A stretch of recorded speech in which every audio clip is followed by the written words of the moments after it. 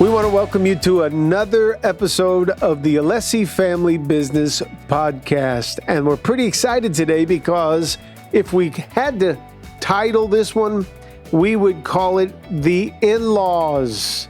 This is going to be kind of fun today because I'm sitting here at the table with my newest family members, a new son-in-law, Christopher Mwina, and a new daughter-in-law, Rochelle Alessi. She brought the Alessi name back because Mwina stole one of the Alessi names. So here we are. We're spending some time around the table. One of the reasons we're doing it is because some of you who are our listeners have asked for special guests, and y'all are some of the requested guests. They wanted to get to know you and hear from you. And if you have questions for us, then you can go to our AlessiFamilyBusiness.com and you can find it right there, a place where you can submit some questions and even of them. We'd love to be able to keep them in the loop since you guys are now part of the Alessi family. This is cool. So you want to say hi to everybody, Chris? Yeah. Well, thank you for having me and Rochelle on here. I knew it was coming. So you prompted us. But no, I'm excited to be on here and kind of, I get asked on Sunday mornings, what's it like to be now part of the pastoral family or part of the church and stuff. So it's great. I think people want to know, and I think we're happy to tell them our experience. Cool. It's been nothing but good experiences. So up to this point. Yeah. All right. Rochelle, you want to say hello? Yes. Hello, everybody. I'm really excited to be here. I didn't know I was going to be here so soon, so I was not expecting it, but I'm really happy to be here and have some real talk. Real talk. Yes. Well, we have brought Rochelle's microphone up real loud because she's between two guys, which is so interesting. Just sitting around the table, she's surrounded by Chris and I, for those that are listening and can't see it on the video. She's surrounded by I call him Mwina, and the reason I call him Mwina is because we have two Chris's in the family. So I refer to him as Mwina. And so she's surrounded by Mwina and I. We're the bookends, and she's the tiniest person at the table, and she's got the most room at the table. Yes, I do. But I think she's also got the biggest smile at the table. So this is going to be pretty fun. So I will say this as part of our intro. Behind the glass over here is the studio, and it's loaded with not only John and Alan Paul, as he's always part of it, but we have in there Christopher Alessi, and he's like rooting for you, Rochelle. Stephanie's over there hoping Mwina doesn't say anything that's going to embarrass her. And then we have Mom, and even I see Jackie Roman in there. And then Ashley, she's always the quiet one in the corner that helps us. All right. Yes. So a year ago, this would not have been possible. Not only because we didn't have a podcast, but because you guys weren't in the family. That's right. Wow. It was just over a year ago that Christopher actually asked for your hand in marriage. Yes, July 3rd. July 3rd of 2020, in the middle of COVID. Yes. Wow. And you had just come on the scene. I think you have gone on one or two dates with Stephanie out about this time. Mm-hmm. Wow. And it shows us how quick God can move in people's lives. And our family is, I'm getting choked up already. I cannot believe it. Oh, man. All right, I'm going to need tissues. I got a feeling. But it just shows how quick God can move. And so at the beginning, let me just say about you two, and I mean it. Thank you, Ashley. I'm glad you're with us in the family. You're both a blessing. Thank you. Thank you. I'm glad I'm here too. Yeah. Oh, man. Okay, big question. Tell us a little about yourselves first, and we're going to let you go first, Rochelle. Okay, so I am married to your son, Christopher Alessi. And right now, I'm actually a senior in college. I'm almost done. I only have 2 semesters left. And I am studying public relations and advertising. Yep. And I'm actually working also here at the church. Yes, you are. And it's been one of the most wonderful experiences. Yeah. And I am privileged to be able to work here. So it's been fun.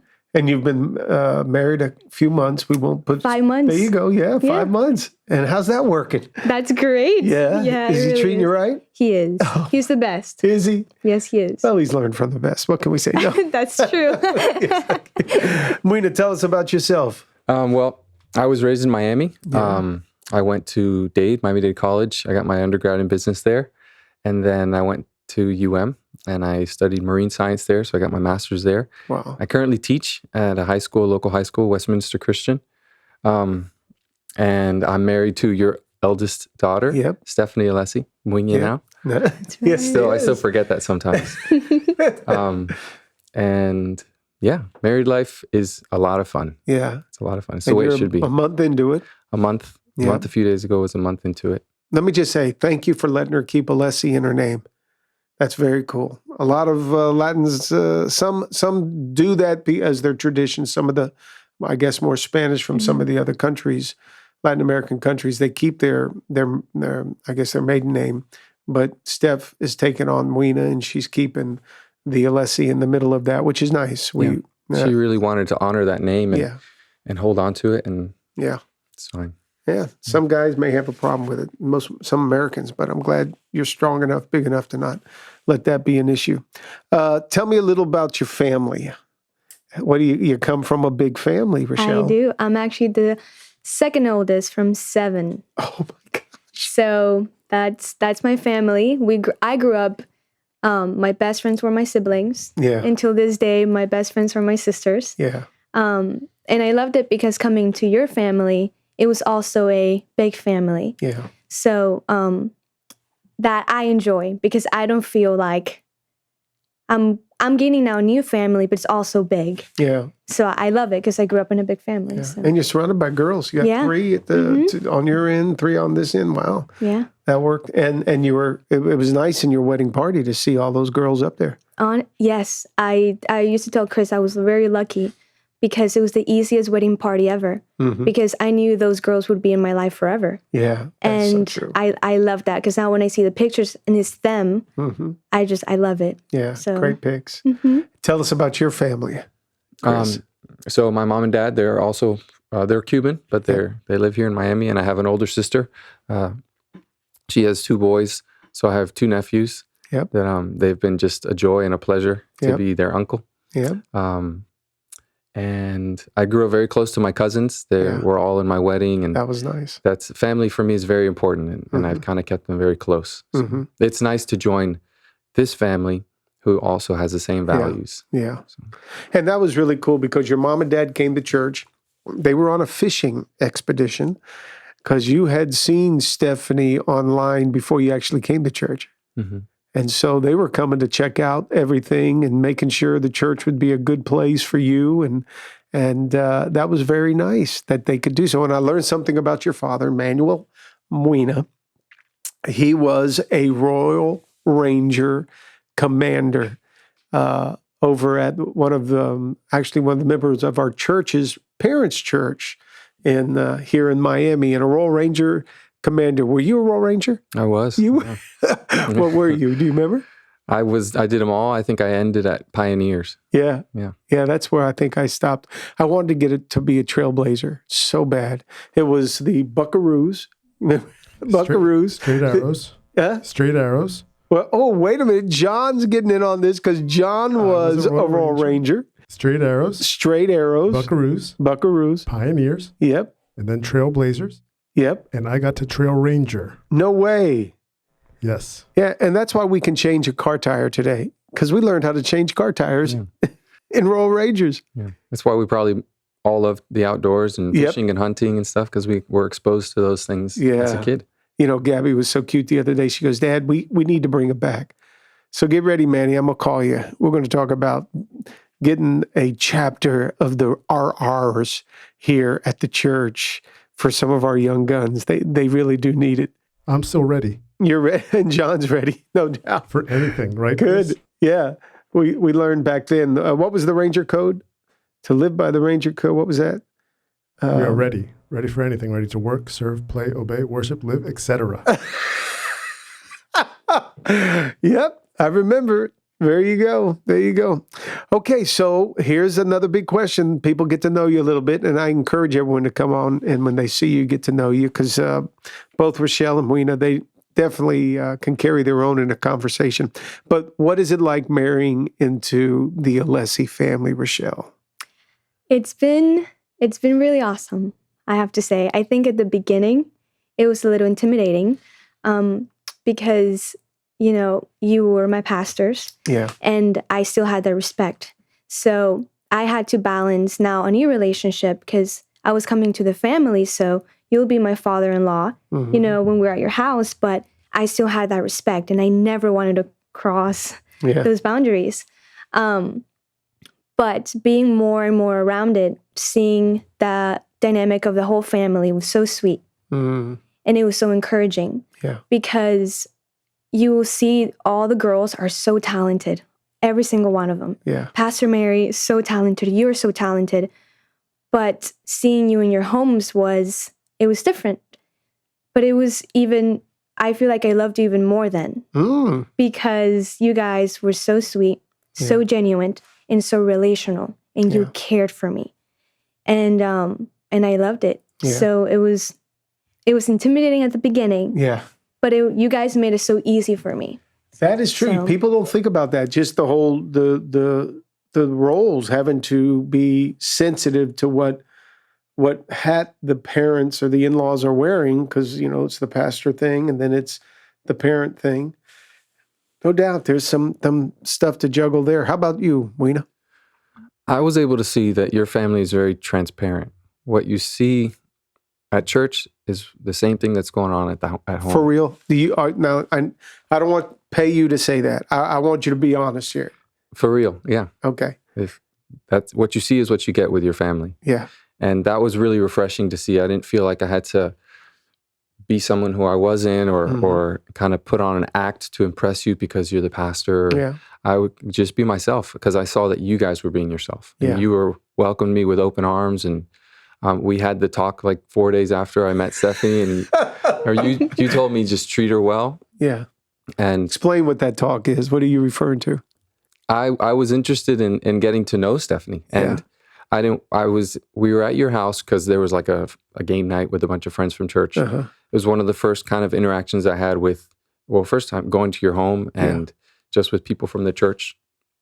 And so I didn't want to, I guess, start something without kind of going through you first, because you are the head of the household, you're her father. So we kind of talked, and I told you my intentions of just getting to know her, and it was there by the pool. You told me, treat her well, show her respect, and you're welcome. Yeah. And you've never put on you've never made me feel intimidated or nervous to be around you. And I think that's brought us closer, because I've been able to come to you with struggles or problems or just plans that I have, and it's really opened the door for our relationship to really flourish. That's good.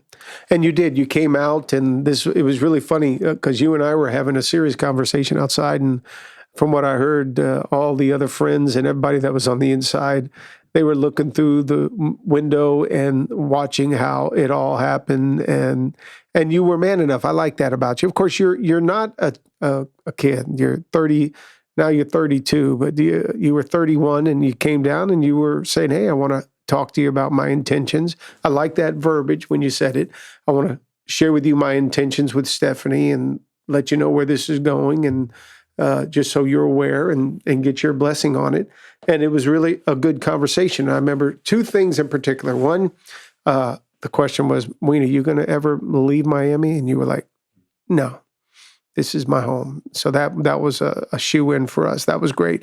And then the other thing you said, which I thought was so cool, you said, I'm going to provide for Steph. I can't provide what she has right now, but give me some time and I'm going to provide for her a wonderful living like she has here. And that was really good, because I loved seeing that you were thinking long-term. So, well, some people would say, hey, that's a bit intimidating to marry into the family like this. So was it intimidating at any time, Rochelle? At the beginning, yes, a little bit. But like I said, it was like Chris said, you guys made it so easy for us because you were very welcoming. I would tell when friends would come or people would ask me, dealing with family could be difficult. And my sister sometimes would tell me, dealing with sisters could be difficult. But I just couldn't relate because all your girls made it so easy for me. They were so sweet, so understanding, so welcoming. In no moment I ever felt like I was coming in and I just didn't fit in. Yeah. And you guys always just said, all you have to do is be you. We don't need anybody else but you. And every single time you guys would say that to me, it was like, oh, wow, you're right. And that intimidation would really just go away. Yeah. Because the truth is, you guys were right. You loved me for who I was, and that's who you guys wanted. And that just immediately made me feel more comfortable. And yeah. That's good. How about you? Any intimidation at all? I mean, dealing with Christopher Alessi, is it intimidating? No, to be honest, no. I think there's always kind of a learning curve of, okay, how do we interact? How do we go about certain things? But I wouldn't say intimidating, especially when we saw that kind of the Lord was leading us. He was opening the doors. So if he's doing the work, then all I got to do is walk through it. Yeah. Yeah. And that seemed to be the case even with Steph, to see her desire, the place in her life where she was at, and how God just brought that in, was definitely an open door that the Lord allowed to happen. So we talk about, as a family, we recognize that we are in a kind of a fish bowl. We live in a glass house. People from the outside are always looking, not just because of what we do as a job.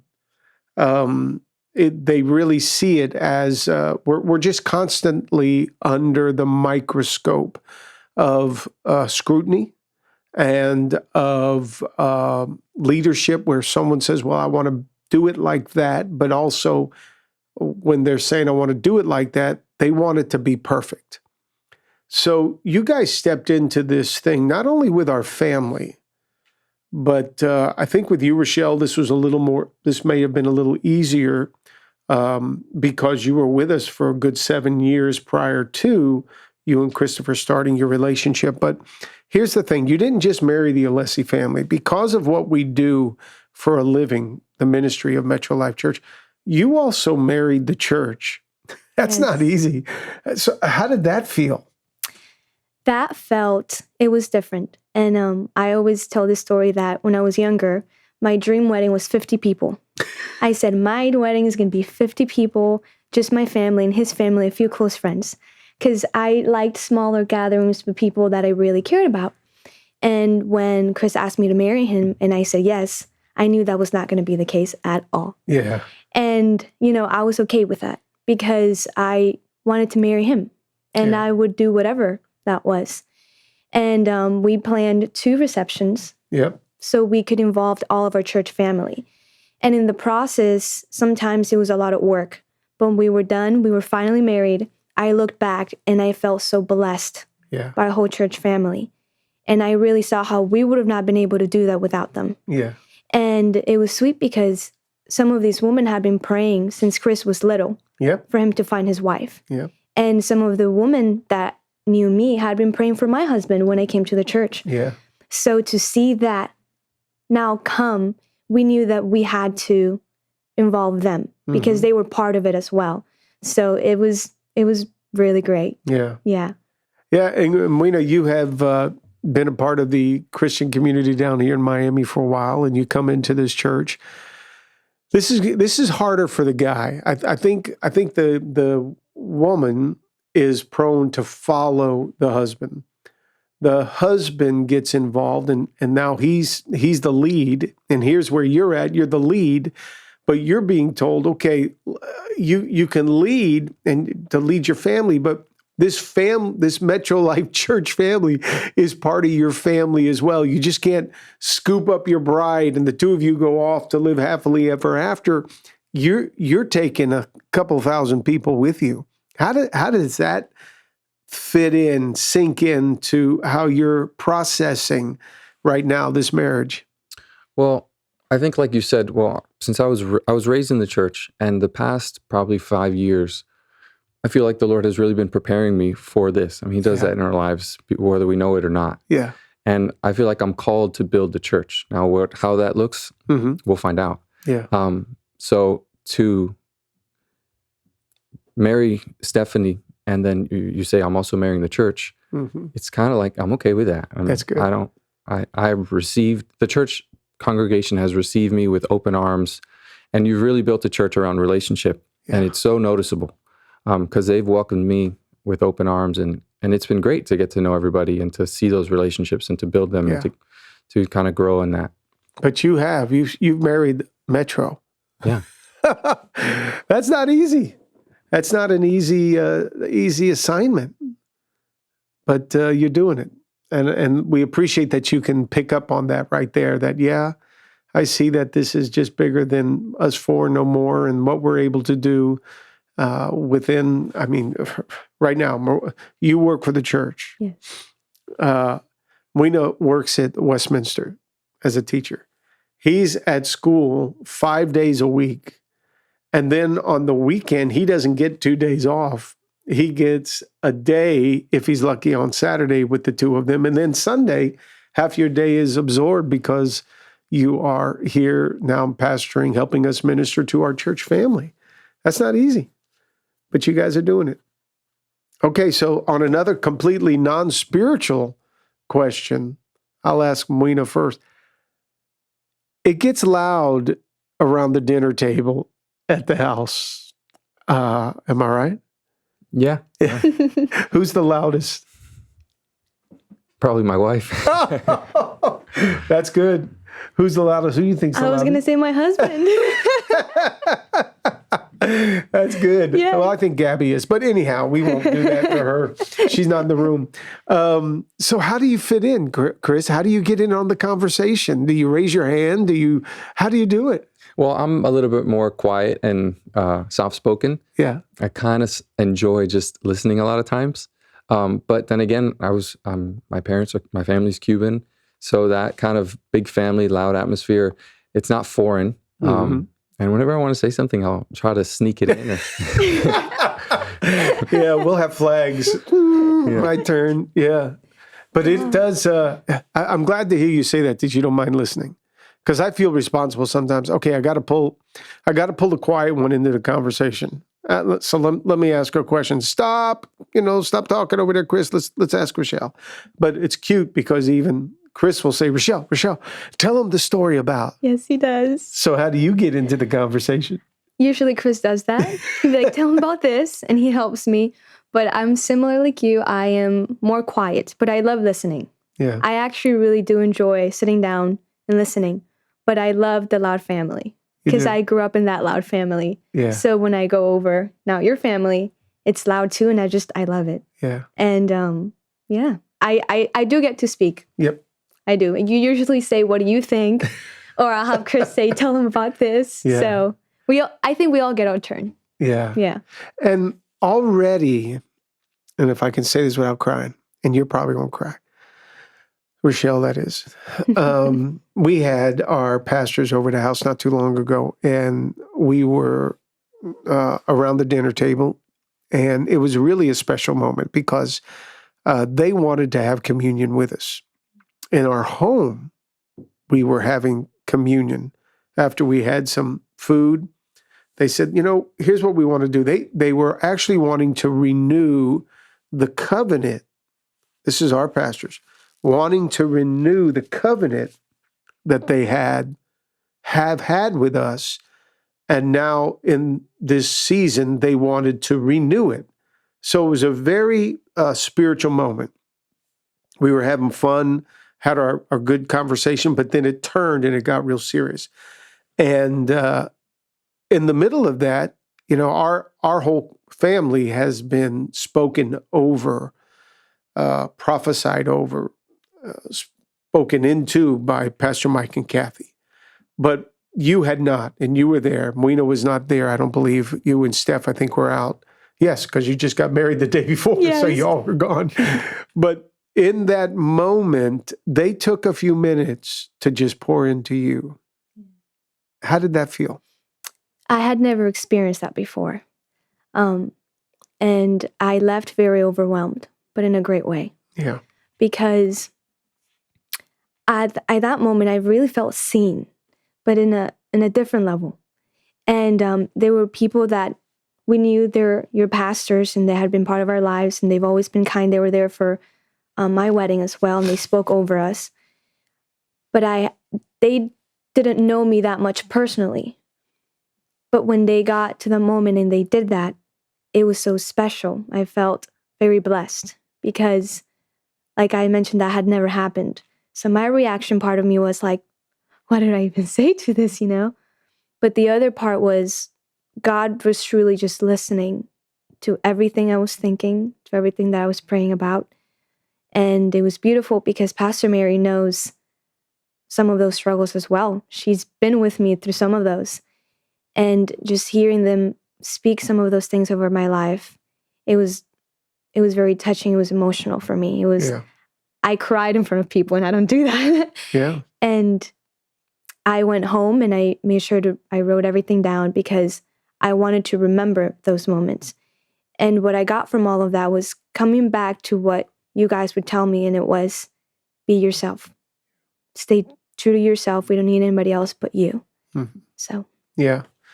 Those are important, special moments. I think each of our family members can almost take you back to at least the location when we were in a church service. Interestingly, it's most of it's happened in other venues, not here at our home church, because we're in that place of leadership. But when we go to some of those other conferences and stuff, we are in a position to receive. And we would always sit up close. And whenever we sit up close in those environments, then we are a target. It's like the Lord says, all right, here's the word that's coming to you. And so we've all been ministered to, prophesied over in those environments, which has helped us navigate and feel secure.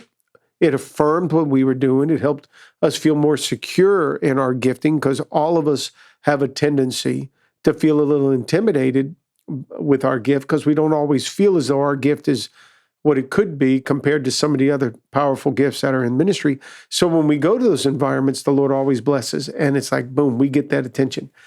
That particular night was very special. And to be honest with you, I feel like my role in this, as now your father-in-law's, my role in this is to make sure you are caught up to speed, because we've had the time to be poured into, and we recognize how it's helped us be who we are today. I can't hardly imagine what it is, what you are dealing with when you come to the church environment like this. Outside of church, it's cool. But when we get into what we do for a living, it's not easy for you all to step in and either step on that platform to, both of you are singing right now on the platform, to step on that platform or to meet people that you're now starting to lead in little environments. It's not easy.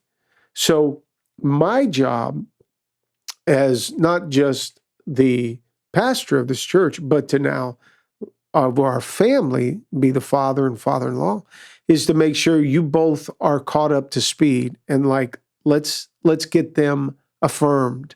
Let's find their place where they feel they can contribute, because both of you need to feel like this is your family, this is your church, this is your ministry.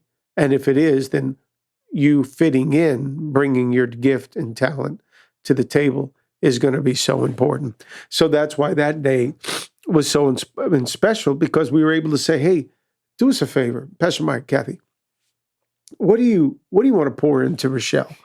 Because here she is. Just speak to her. And they were able to do that. And it was very special. And yes, we know you're going to see more and more these moments and opportunities that are going to come your way. And that's our job as a family. Everybody's got to be on the same speed, on the same page, up to speed, flowing, because you have a role to play. And God didn't just put you to be a spouse to our kids. God put you to be a part of this family. And amazing how just a year ago, that was not the case. And yet, look how far we have come. Yeah. It's been special. Yeah.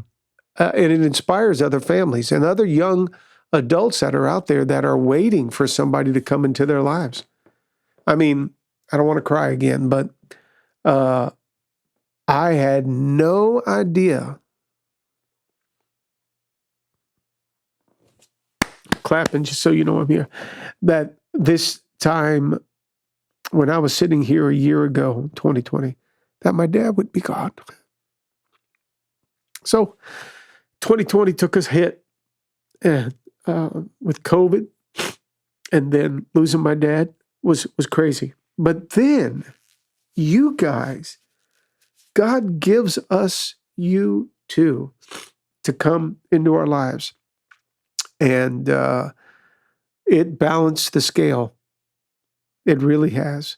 And you two are a tremendous blessing to our family, to Mary and I, which, by the way, I couldn't let Mary or Chris or Steph get in here, or else they'd do more talking than even I'm doing. You are a tremendous blessing to our family and our church family as well. So I thank you for that. And let me start to bring this thing down for a close this way. Tell me first, Wina, what do you want people to know about you? Like me personally? Yeah. Well, I mean, I love the outdoors. I love anything that has to do with being outside, whether it's hunting, fishing, surfing, mountain biking, anything that gets me out there, and which is, I think, I mean, God knows what he's doing, because you love to hunt. Yep. And we've been able to connect like that in that way. Stephanie she likes to surf. That's something we both have in common. And she loves being out there. We took up fishing on our honeymoon, and she loved it. So on a personal level, that type of stuff. Is that why you're Adventure Chris on your Instagram? Yeah. I mean, that handle has kind of taken off, but I've always kind of liked adventure and things to get me out of my comfort zone and a little danger. Tell them real quick, what did you do back, I don't know, a few years ago? You rode your bike, mountain bike. How far? Yeah, my brother-in-law and I, we rode from Colorado to Utah. So it was like 250 miles. How long did it take you? 7 days. Oh my gosh, Wow. What a week. Yeah, so anything that gets me outside and the blood pumping, the heart racing, I enjoy. I love that. Wow. Rochelle. Yes. Tell us what you want people to know about you that maybe they don't right now. Okay, so currently right now, I have different hobbies at different times. But right now I love baking. Yeah. When I got married, I made a decision to get good at cooking and baking because I wasn't good at it at all. So now we started, and I think I got better, but then I started to make too many sweets. So then we were like, okay, we need to go back to being healthy. So now I'm learning how to make healthy food so we stay on a good weight. Wow. And healthy. Yeah. So good luck with that. thank you. You got it. Well, we see some of those pictures Christopher so proudly sends over of what you're baking. And well, I'm glad both of you bring your strengths to the table. Why don't we, I'm going to ask Chris, Mary, Steph, come on in here real quick, because they're going to be a part of this. I like to end with a question. It's a surprise question. Here they all come. Just come make your way around back. Yep. There we go. We'll get you all in. Hey, I think they did pretty good. What do y'all think, huh? Yeah. Okay. So I want Chris to hold up his hand in a fist. Come on, Rochelle. Hold up your hand in a fist. You ready? Now, here's what I want you to do. Ready? I want you, with a show of fingers, to show us how many kids you want to have. Oh, yes. Be honest. And be honest. Honest? Go. Tell the truth, shame the devil. 4, 3. Oh my God. Oh my God. They asked me, not you. So right now we're going to have 7 grandkids right here. Oh my We're gonna God. make 7 people. Okay, so here's another question, and this is for Mary. Oh. You ready? Yes. And I just want you to blurt it out. We'll let you go first. How soon do you want to have your first one?